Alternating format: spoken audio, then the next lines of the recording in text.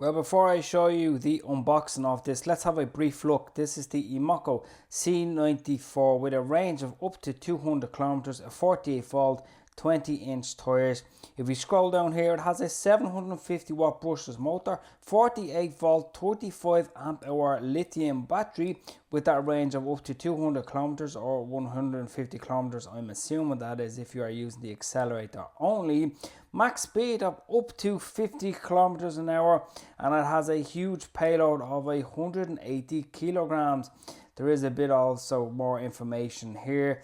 You of course have a rear footrest, but if you take a look at the pictures, you can see here as well that there is a side racking on the back rack there as well, which means of course that you can even put more things there, which is very nice to see. I haven't seen that on other e-bikes except one of the Engways a while ago. That is a very nice option.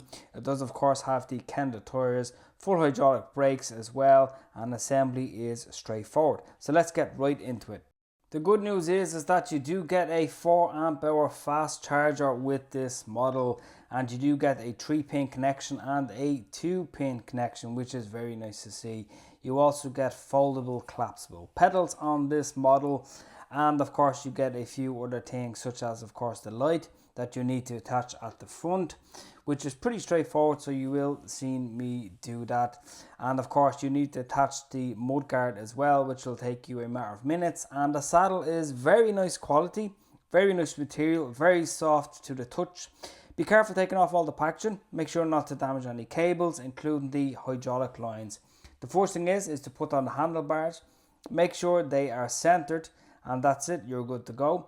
Next step is of course to put the front wheel on. Now you do need to make sure that of course you take out the spacer that's in between the hydraulic calipers.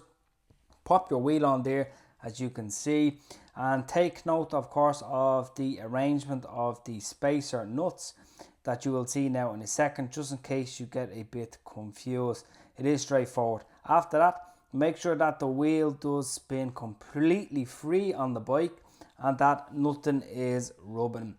Give it a good squeeze as well. I used a good quality ratchet to make sure everything was nice and tight. Assembling the light, pretty straightforward. You have a rear nut and you have a front hex that you need to tighten together, and then that's it, straightforward. Again, connect your light using the orange connectors. Everything is color coded, so you should not have a problem really assembling this bike whatsoever. After that, you need to just put on the display 2 Phillips screws, and of course use the rubber spaces provided so that it doesn't slip up and down on the handlebars. After that, if you want, if your country allows it, you can put the thumb throttle on. Again, make sure it is aligned, as you can see, to your most comfortable position. And then of course the connectors once again are color coded, so just make sure the connectors are fully inserted. They can only go one direction in any way, so you should not have a problem doing this at all. After that, simply put on your pedals and make sure they are nice and tight.